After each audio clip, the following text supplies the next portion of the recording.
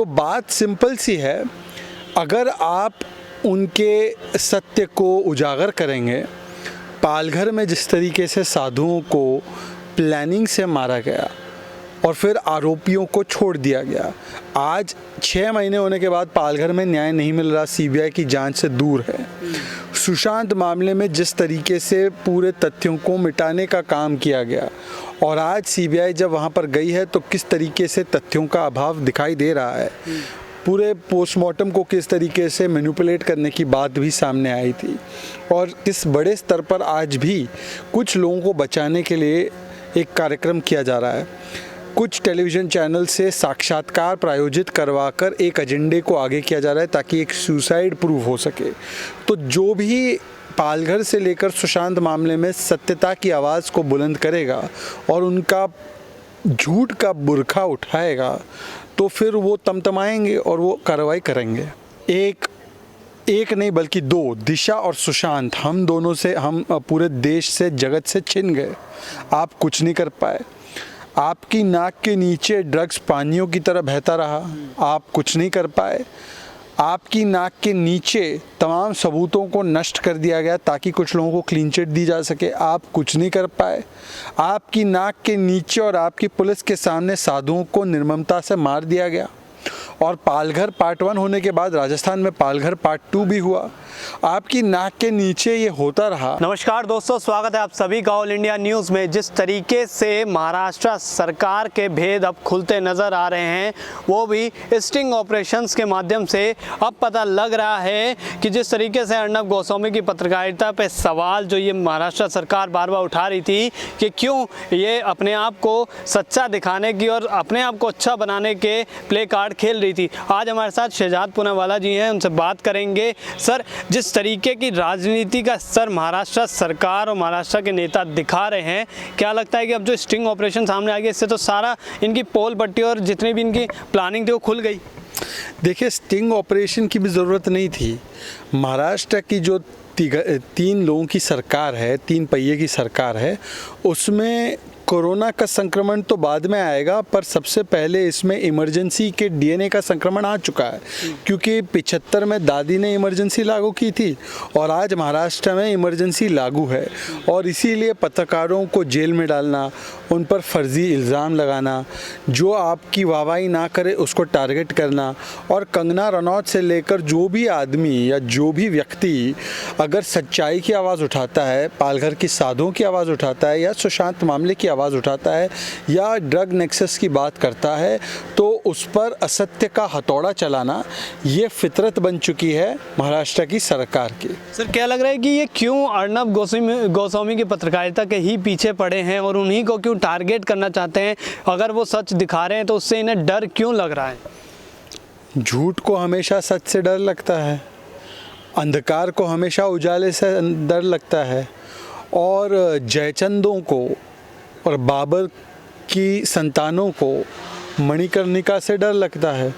तो बात सिंपल सी है, अगर आप उनके सत्य को उजागर करेंगे, पालघर में जिस तरीके से साधुओं को प्लानिंग से मारा गया और फिर आरोपियों को छोड़ दिया गया, आज 6 महीने होने के बाद पालघर में न्याय नहीं मिल रहा, सीबीआई की जांच से दूर है।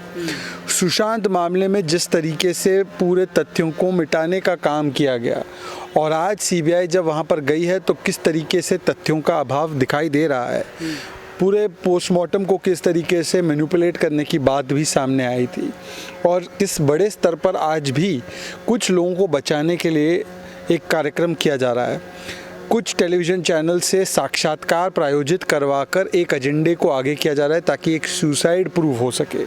तो जो भी पालघर से लेकर सुशांत मामले में सत्यता की आवाज़ को बुलंद करेगा और उनका झूठ का बुरखा उठाएगा तो फिर वो तमतमाएंगे और वो कार्रवाई करेंगे। अच्छा, लगातार रिपब्लिक पे हथकंडे अपना रहे हैं कि किसी तरीके से उनको बंद कर दे, रोक ले, बैन कर दे, टीआरपी स्कैम में फंसा दें। कोशिशें लगातार उनकी जारी हैं लेकिन कुछ हासिल नहीं कर पा रहे, क्यों? देखिए, दरअसल दिक्कत क्या है कि अगर आपको कार्रवाई करनी है, आपके पास सबूत है कि किसी ने कोई गलत चीज़ की है, तो आप बिल्कुल कार्रवाई कीजिए। पर सवाल ये है कि एफआईआर में दिखता है नाम एक दूसरे चैनल का, एक एविडेंस जो सामने आता है, जो विटनेस है, जो आरोप लग रहे हैं वो एक चैनल पर लग रहे हैं और कार्रवाई दूसरे चैनल पर हो रही है। रिमांड की कॉपी में एक चैनल का नाम आ रहा है। तो जिसने घोटाला घपला किया, जिसके खिलाफ सबूत दिखाई दे रहे हैं, उसको तो बचाने का काम, और जो नहीं है इसमें लिप्त उसको फंसाने का काम अगर किया जा रहा है, तो इसका मतलब केवल और केवल यही है कि किसी भी तरीके से सत्यता की आवाज़ को टारगेट किया जाए और जो आपके लिए असत्य बोल रहा है उनको बचाया जाए। आज तक इंडिया में, और इंडिया ने आज तक ऐसा देखा नहीं होगा कि किस तरीके से, मैं इसीलिए कह रहा हूँ कि 75 के ज़माने में हुआ था, आवाज़ दबाई गई थी, और आज 75 का ही दौर महाराष्ट्र में फिर से दिखाई दे रहा है। पर दुख की बात यह है कि मानव अधिकार का ढिंडोरा पीटने वाले पालघर के साधुओं पर सन्नाटा, और जो लोग अभिव्यक्ति की आज़ादी और बोलने की आज़ादी, मीडिया की आज़ादी पर लंबे लंबे हमें पाठ पढ़ाते हैं, वो आज पूरी तरीके से शांत है, खामोश है। और एडिटर्स गिल्ड ऑफ इंडिया, जिसे मैं एडिटर्स गिल्ड ऑफ इंडिया कहता हूँ, वो भी पूरी तरह से खामोश है। तो ये खामोशी बहुत कुछ बोलती है। सर, आपको क्या लग रहा है कि क्यों महाराष्ट्र में पत्रकारों का, लोकतंत्र के चौथे स्तंभ का गला घोटने की कोशिश क्यों की जा रही है? किसी भी फैसिस्ट राज्य में, किसी भी तानाशाही राज्य में एक स्वतंत्र मीडिया की आवाज़ घोटा ही, उसको दबाया ही जाता है, इसीलिए ताकि सच्चाई बयान ना हो पाए। और इसीलिए देखिए, जब कंगना रनौत ने बात रखी तो उसके घर को तोड़ दिया गया, उस पर बॉम्बे हाई कोर्ट की टिप्पणियां भी आई है। अब मीडिया भी, जब मीडिया बताता है कि किस तरीके से एक सरकार ने लीपापोती की, किस तरीके से सरकार ने बड़े बड़े जुर्म में कुछ लोगों को बचाने की कोशिश की, तो उसमें सच्चाई देखने के बदले जो सच बोलता है उसी की आवाज़ को बंद कर दो, ये लक्षण हिटलर राज के होते हैं। और जहाँ जहाँ भी तानाशाही रही है वहाँ ऐसा आपको दिखाई देता है। और 75 का मैं इसीलिए एग्जांपल देता हूँ क्योंकि वो दादी वाला इमरजेंसी का डीएनए जो है, मुझे लगता है कि आज वो दादी वाला डीएनए आज महाराष्ट्र की सरकार में पूरी तरीके से उसने सरकार को संक्रमित कर दिया है। सर, ये बार बार जो दुबई फंडिंग और दुबई कनेक्शन बताया जा रहा है और साफ तौर पे कहा जा रहा है कि रिपब्लिक को बैन करने के लिए हो रही है, क्या आप उस पर क्या कहना चाहेंगे? क्या लगता है कौन है दुबई से जिसके द्वारा फंडिंग की बात कही जा रही है? देखिए, मुझे तो पता नहीं कि किस फंडिंग की क्या बातचीत हो रही है, पर मुझे सिर्फ इतना पता है कि आपके नाक के नीचे एक नहीं बल्कि दो, दिशा और सुशांत, हम दोनों से, हम पूरे देश से, जगत से छिन गए। आप कुछ नहीं कर पाए। आपकी नाक के नीचे ड्रग्स पानियों की तरह बहता रहा, आप कुछ नहीं कर पाए। आपकी नाक के नीचे तमाम सबूतों को नष्ट कर दिया गया ताकि कुछ लोगों को क्लीन चिट दी जा सके, आप कुछ नहीं कर पाए। आपकी नाक के नीचे और आपकी पुलिस के सामने साधुओं को निर्ममता से मार दिया गया। और पालघर पार्ट 1 होने के बाद राजस्थान में पालघर पार्ट 2 भी हुआ। आपकी नाक के नीचे ये होता रहा और आपको कोई अंदाज़ा नहीं था। और आज आप कहते हैं, दावे करते हैं कि चैनल ने ये कर दिया, चैनल ने वो कर दिया। तो ऐसा लगता है कि आप इतने ही सजग थे तो आप तब क्यों शेर नहीं बन पाए, तब बेबी पेंगुइन बनकर क्यों घूम रहे थे? सर, जितना प्रयास ये लोग, मतलब महाराष्ट्र के परमजीत जी को भी इन्होंने सीपी को लगा दिया, अर्नब के पीछे, रिपब्लिक के पीछे, इतने प्रयास इन्होंने सुशांत केस में क्यों नहीं करे या क्यों नहीं डाल सके? जाहिर सी बात है, क्योंकि सुशांत मामले की मैं हमेशा से बात करता हूँ। सुशांत मामले में जब सच्चाई सामने निकल कर आएगी तो उसमें बहुत सारे बॉलीवुड के बड़े लोग, जिनकी खास मित्रता, खास उनका गठबंधन है नेताओं के साथ, कुछ नेताओं के साथ, और उनके जो तौर तरीके रहे हैं, जिसको राजनीतिक शरण मिलता है, वो तमाम चीज़ें खुलकर बाहर आ जाएगी। हमेशा से मैं कहता हूँ कि राजनीति में भी जिस तरीके की एक मुग़ल सल्तनत काम करती है, कुछ परिवारवादी हावी है राजनीति में, वैसे ही ये मुग़ल सल्तनत, ये बादशाहत और ये परिवारवाद बॉलीवुड में भी है। और ये दोनों मिलकर मेरिट का जो है गला दबाते हैं। और इसी तरीके से सुशांत का बॉलीवुड में एक कह सकते हैं कि गला दबाया गया, उसकी आवाज़ बंद कर दी गई। तो अगर सुशांत की मौत के सही कारणों को सामने लाया जाए तो सुशांत की टैलेंट का गला दबाने वालों का चेहरा सामने आ जाएगा। सर, टीआरपी स्कैम, झूठे टीआरपी स्कैम के मामले में परमजीत को सामने करके उद्धव रिपब्लिक पे हमला बोलते हैं। क्या लगता है कि कौन मास्टरमाइंड है, क्यों उसके वो सामने क्यों नहीं आता है, कौन है इसके पीछे? मेरा केवल सिर्फ इतना कहना है, टीआरपी में घोटाला है, टीआरपी बड़ा स्कैम वाला चल रहा है। तो ये सारी चीज़ें तभी पता चली जब सवाल उठने लगे। दूसरी बात, टीआरपी में अगर घोटाला है और आपके पास जो सबूत तथ्य हैं, तो उस एफआईआर में तो उन चैनलों का भी नाम है जिनके लिए ये टीआरपी घोटाला किया जा रहा था। आप ही के एफआईआर में है। एक ऑडियो वायरल हुआ है जिसमें वो औरत जिसके साथ ये जिसको स्कैम करने के लिए कहा गया, उसकी बात में भी उसी चैनल का नाम है। तो अगर रिपब्लिक के पत्रकार से लेकर सीएफओ, सीईओ, पता नहीं किन किन को आपने समन किया, तो दूसरे चैनल जिनका नाम स्कैम में है, तथाकथित स्कैम में है, उनको कब बुलाएंगे? और अगर नहीं बुलाते, इसका मतलब आप स्कैम का खुलासा नहीं करना चाहते, आप पर्सनल स्कोर सेटल करना चाहते हैं। मैं तो कहता हूँ अगर स्कैम है तो उसको उजागर कीजिए ना, क्यों उजागर नहीं करते?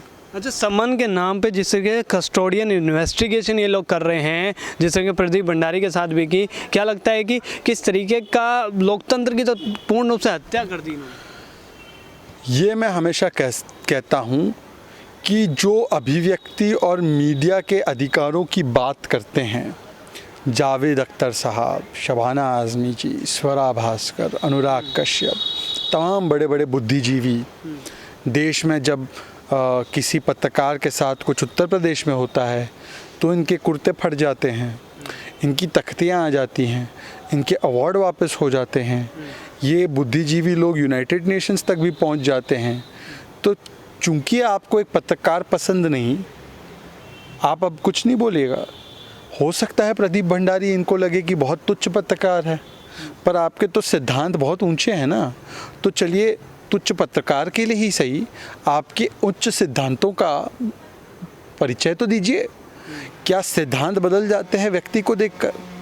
प्रदीप भंडारी, चाहे आप उससे कितनी ही नफरत कर लो, कितना ही गिला शिकवा उसकी रिपोर्टिंग से, अगर कानून का गलत इस्तेमाल, मिसयूज़ ऑफ पावर और अब्यूज़ ऑफ पावर अगर प्रदीप भंडारी के साथ भी किया जाए या आपके दुश्मन के साथ भी किया जाए, तो क्या वो जायज़ होता है क्या? इसका मतलब कि ये सिद्धांतों से इनको कभी कोई लगाव नहीं था। ये केवल और केवल एक राजनीतिक हथकंडे के लिए और एक अपने राजनीतिक आकाओं के इशारों पर अभिव्यक्ति की आज़ादी और मीडिया की आज़ादी की बड़ी बड़ी बातें किया करते थे। अन्यथा आज अगर प्रदीप भंडारी हो या कोई भी और व्यक्ति हो, उसको प्रताड़ित किया जाता, तो आज वो मंडली सामने आती और अपना पक्ष रखती सिद्धांतों पर। मैं इसलिए कह रहा हूँ ना, एडिटर्स गिल्ड ऑफ इंडिया कहाँ पर है? गायब है। तो अभी आपको क्या लगता है कि जिस तरीके से अर्नब गोस्वामी और रिपब्लिक पत्रकारिता कर रहा है, उससे उद्धव सरकार और महाराष्ट्र सरकार डर रही है? सरकार को किसी भी पत्रकार से डर कब लगता है? पत्रकार से डर केवल तब रखता है जब वो पत्रकार उसके राज खोलता है। अगर आप मेरी आकर वाहवाही करेंगे तो मैं आपसे डरूंगा? मैं आपको अपने बगल में बिठाऊंगा, मैं आपको पद्मश्री दूंगा, मैं आपके अवैध घर को वैध करने के तक चीज़ें करूंगा, मैं आपको फंडिंग करूंगा, मैं आपको बढ़ावा दूंगा, मैं पत्रकारिता के नाम पे दरबारी पत्रकारिता कराऊंगा। अब मुझे एक बात बताइए, क्या इन सरकारों ने कभी उस पत्रकार को टारगेट किया है जो फ़ोन पर बातें किया करती थी? ओहो, इसको ये मंत्रालय दे दो, उसको वो मंत्रालय दे दो। जो बुर्खा लगा के पत्रकारिता कर रहे थे, दरअसल वो उनकी सरकार की वफादारी कर रहे थे। या जिन पत्रकारों के पास बहुत उनके राज डीप है, राज बहुत डीप है, जिन पत्रकारों के पास उन पर कभी ये कार्रवाई नहीं होती। कार्रवाई उन पत्रकारों पे होती है जो उनकी पोल को खोलते हैं। शुक्रिया सर हमारे साथ जुड़ने के लिए।